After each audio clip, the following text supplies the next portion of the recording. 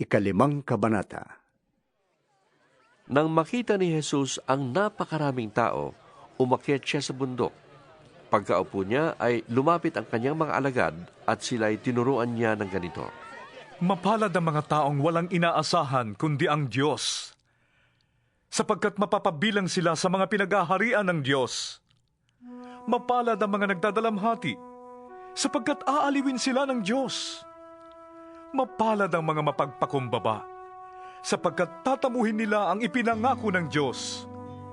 Mapalad ang mga nagmimiting makatupad sa kalooban ng Diyos, sapagkat ipagkakaloob ng Diyos ang kanilang minimithi. Mapalad ang mga mahabagin, sapagkat kahabagan sila ng Diyos. Mapalad ang mga may malinis na puso, sapagkat makikita nila ang Diyos. Mapalad ang mga gumagawa ng paraan para sa kapayapaan, sapagkat sila ituturing ng Diyos na kanyang mga anak. Mapalad ang mga inuusig dahil sa kanilang pagsunod sa kalooban ng Diyos, sapagkat mapapabilang sila sa mga pinaghaharian ng Diyos. Mapalad kayo kapag dahil sa akin ay nilalait kayo ng mga tao, inuusig at pinaparatangan ng lahat ng uri ng kasamaan na pawang kasinungalingan. Magsaya kayo at magalak, sapagkat malaki ang inyong gantimpala sa langit. Gayon din ang ginawa ng mga tao sa mga propetang nauna sa inyo. Kayo'y asin ng sangkatauhan. Subalit kung mawala ng alat ang asin, paanong mapapaalat uli iyon? Wala na yung kabuluhan, kaya't itinatapon na lamang at tinatapakan ng mga tao. Kayo'y ilaw ng daigdig. Hindi ba itatago ang isang lunsod na nakatayo sa ibabaw ng isang burol? Walang taong nagsisindi ng ilaw, at pagkatapos ay inilalagay yon sa ilalim ng takalan. Sa halip, inilalagay yon sa talagang patungan upang matanglawan ang lahat ng nasa bahay. Gayon din naman, dapat ninyong paliwanagin ang inyong ilaw sa harap ng mga tao, upang makita nila ang inyong mabubuting gawa at papurihan ang inyong amang nasa langit. Huwag ninyong akalaing naparito ako upang pawalang bisa ang kautusan at ang mga turo ng mga propeta. Naparito ako hindi upang pawalang bisa ang mga yon, kundi upang tuparin.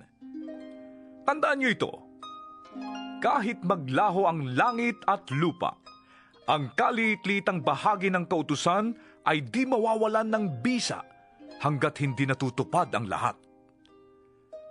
Kaya't sino mang sumuway sa kaliit-liitang bahagi nito at magturo ng gayon sa mga tao ay magiging pinakamababa sa kaharian ng Diyos. Ngunit ang tumutupad ng kautusan at nagtuturo na tuparin niyo ng mga tao ay magiging dakila sa kaharian ng Diyos. Sinasabi ko sa inyo, kung ang pagsunod ninyo sa kalooban ng Diyos ay tulad lamang ng pagsunod ng mga tagapagturo ng kautusan at mga Pariseo, hindi kayo makakapasok sa kaharian ng Diyos. Narinig ninyong iniutos sa mga tao noong una, huwag kang papatay.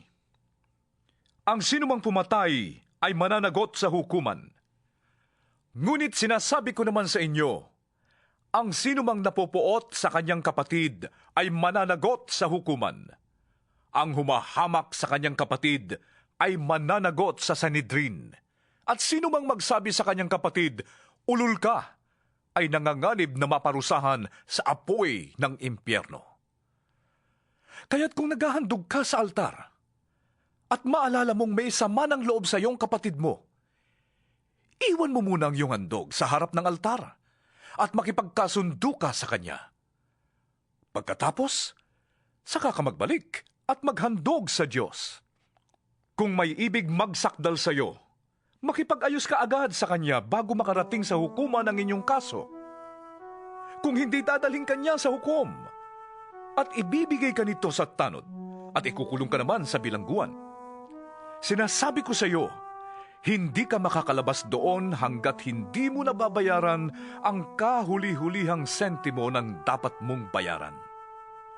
Narinig ninyo na iniutos noong una, huwag kang mangangalunya. Ngunit sinasabi ko sa inyo, ang sinumang tumingin sa isang babae ng may mahalay na pagnanasa, ay nangangalunya na sa babaeng yon sa kanyang puso.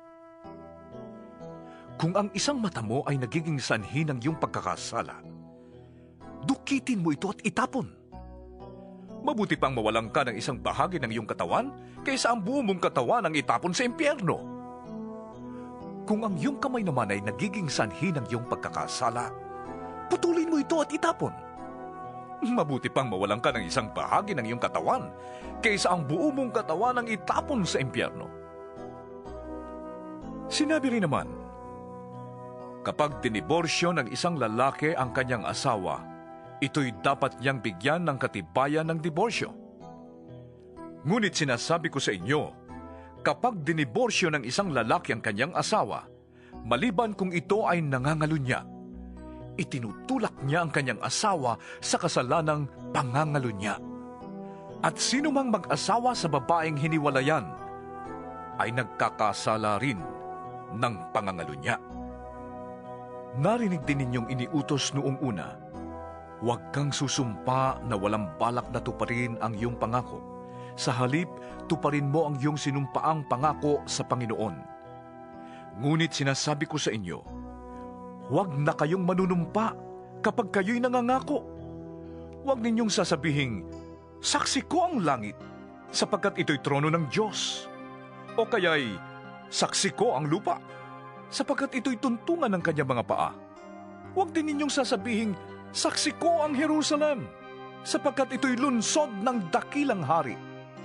Huwag mo ring sabihing, mamatay man ako, sapagkat ni isang buhok sa iyong ulo ay hindi mo kayang paputiin o paitimin. Sabihin mo na lang na, oo, kung oo, at hindi, kung hindi. Sapagkat ang anumang sumpang idaragdag dito ay buhat na sa masama. Narinig ninyong sinabi, mata sa mata at ngipin sa ngipin. Ngunit sinasabi ko sa inyo, huwag ninyong paghihigantihan ang masamang tao. Kung sinampal ka sa kanang pisngi, iharap mo rin sa kanya ang kaliwa. Kung isakdal ka ni naman upang makuha ang iyong baro, ibigay mo sa kanya pati ang iyong balabal. Kung pilitin ka ng manlulupig na pasanin ang kanyang dala ng 1 milya, pasanin mo yon ng 2 milya. Bigyan mo ang nanghihingi sa iyo, at huwag mong tanggihan ang nanghihiram sa iyo. Narinig ninyong sinabi, mahalin mo ang iyong kaibigan, at kamuhian mo ang iyong kaaway. Ngunit ito naman ang sinasabi ko, mahalin ninyo ang inyong mga kaaway, at ipanalangin ninyo ang mga umuusig sa inyo, upang kayo'y maging tunay na mga anak ng inyong amang nasa langit. Sapagkat pinasisikat niya ang araw sa masasama at sa mabubuti, at nagpapaulan siya sa mga matuwid at sa mga di matuwid. Kung ang mga nagmamahal sa inyo, ang siya lamang ninyong mamahalin, anong gantimpala ang inyong maaasahan? Hindi ba't ginagawa rin yan ng mga maniningil ng buwis? At kung ang mga kapatid lamang ninyo ang inyong binabati, anong ginagawa ninyong higit kaysa iba? Ginagawa rin yan ng mga hentil. Kaya maging ganap kayo, gaya ng inyong amang nasa langit.